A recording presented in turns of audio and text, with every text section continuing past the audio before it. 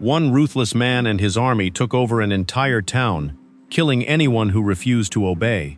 The villagers had no weapons, no soldiers, and no chance of fighting back. Running away meant losing everything, but staying meant certain death. Then an old man made one impossible gamble. He gathered 7 complete strangers, each with a deadly reputation, and asked them to fight an army they had almost no chance of defeating. What followed wasn't just a gunfight. It became one of the bloodiest last stands in the Wild West, where every bullet could be someone's last. Rose Creek is a small mining town, and on paper, it belongs to its people. In reality, it belongs to a man named Bartholomew Bogue. Bogue runs a mining operation, and the land under Rose Creek is worth more to him than every life standing on top of it. He's already bought off the law in 3 other towns just like this one, and he's not planning to stop for Rose Creek. He doesn't send lawyers, he sends armed men. They ride into the middle of a town meeting, burn the church down in front of everyone, and when a few townsfolk try to argue, Bogue shoots them himself, including the husband of a woman named Emma Cullen. He gives the town 3 weeks to sell out and leave, or die. Bogue isn't loud about his cruelty. That's what makes him worse. He talks like a businessman explaining a contract, right up until the moment he pulls the trigger, and then he goes right back to talking like nothing happened at all. Emma doesn't cry and wait for someone else to fix it. She rides out that same week with almost nothing, chasing a rumor about a bounty hunter who doesn't lose. His name is Sam Chisholm, and when Emma finds him, she doesn't ask for pity. She offers him every dollar she has left to come back and even the odds. Chisholm asks her one question before anything else. Does she want revenge, or does she want to survive? She tells him she wants both, and something about that answer is the reason he agrees. Chisholm says yes, but he's not stupid. One man riding into Bogue's private army isn't a rescue, it's a funeral. So before he agrees to anything real, he starts building a list, and the men on that list are not the kind of heroes you'd expect to say yes. First stop, Josh Faraday, a gambler midway through losing a card game he can't afford to lose, using tricks and nerve to stay alive at the table. The men he's cheating figure it out fast, and Faraday's one bad move away from a rope around his neck when Chisholm steps in. Chisholm doesn't recruit him with a speech, he just gets him out of the noose he's about to hang from, and Faraday figures he owes him one very large favor he'd rather not think too hard about. Next, Goodnight Robichaud, a legendary sharpshooter from the war, except something's wrong now. His hands shake before every shot. Chisholm finds him traveling with Billy Rocks, a knife fighter who never leaves his side. It becomes clear fast that these two aren't just partners. They're the only family either of them has left, and Robichaud won't go anywhere Billy doesn't go too. When Chisholm makes the offer, Robichaud almost turns it down. It's Billy who convinces him this is a fight worth taking, shaking hands or not. Then Jack Horn, a mountain of a man who tracks and traps for a living, and has killed more people than he's willing to count out loud. He's tired in a way that goes past his body. He's also exactly the kind of tired that makes a man want one last fight that actually means something, instead of just paying the bills.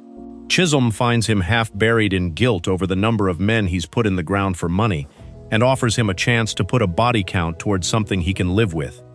Vasquez is an outlaw with a bounty on his own head, the kind of man Chisholm would normally be hunting, not hiring. Chisholm finds him a day away from being caught by a different bounty hunter entirely, and instead of collecting, he makes an offer. Vasquez laughs at first. Then he stops laughing when he realizes Chisholm means it. What he offers him is something rarer than money, a reason to stop running for once. And last, a Comanche warrior named Red Harvest, who doesn't join for money or reputation. He joins because Bogue's kind of greed has a body count Red Harvest has already watched happen once, to his own people, and he's not interested in watching it happen twice. He doesn't say much when Chisholm finds him. He just gets on his horse. 7 men, none of them owe Rose Creek anything. All of them show up anyway, and Bogue, 3 weeks out and confident, has no idea what's riding toward him. The 7 reach Rose Creek and immediately make an unpopular call. They're not hiding the town, they're arming it. Farmers who've never held a rifle start learning to reload under pressure, and half of them are shaking as bad as Robichaud does. Trenches get dug outside the town's edge. Explosives get buried in places Bogue's men will be forced to walk. Chisholm turns the entire town into a kill box, and he does it in days, not weeks, because days are all they have. Emma is right in the middle of all of it. She's not the grieving widow who begged for help anymore. She's learning to shoot straight, and she's the one keeping the rest of the town from losing their nerve when the waiting gets unbearable.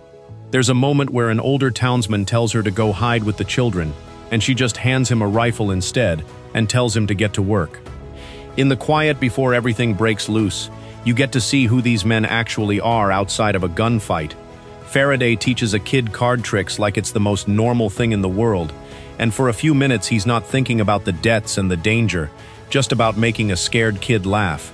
Horn sits with the townspeople at dinner like he's done it 100 times before, even though a week ago he didn't know a single one of their names. Robichaud and Billy sit apart from everyone else, the way men do when they already suspect how this ends, and don't want to say it out loud. It's the kind of calm that only exists because everyone knows it's about to end. Before the real fight even starts, Bogue sends an advance crew to scout the town, and it goes badly for them. The Seven and the town wipe them out fast, which feels like a win, but it's really a warning shot. Because now Bogue knows exactly what he's walking into, and he's not coming back with a scouting party. He's bringing everything he owns, every gun he's ever paid for, and he's bringing it all at once. The full assault hits Rose Creek like a wave. Every trap the Seven built gets used in the same few minutes.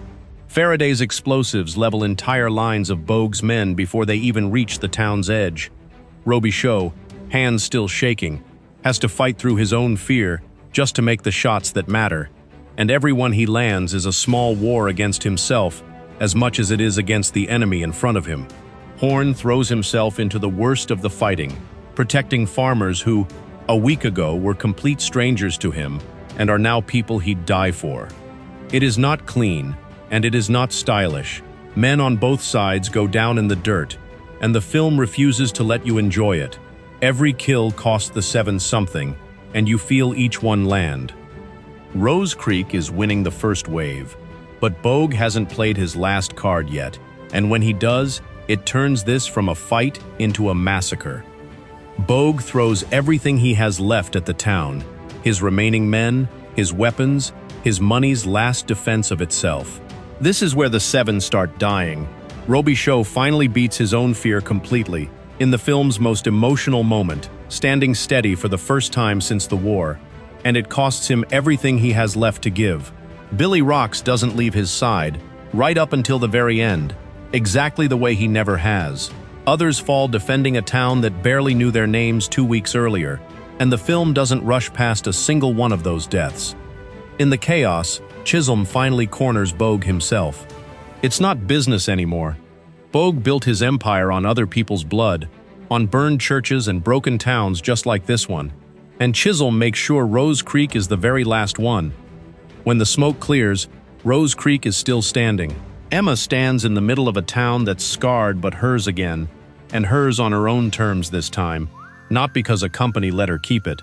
The surviving members of the Seven ride out slowly, not as celebrated heroes with a parade waiting for them, just as men who gave up almost everything for people who'll probably never fully understand what that cost them.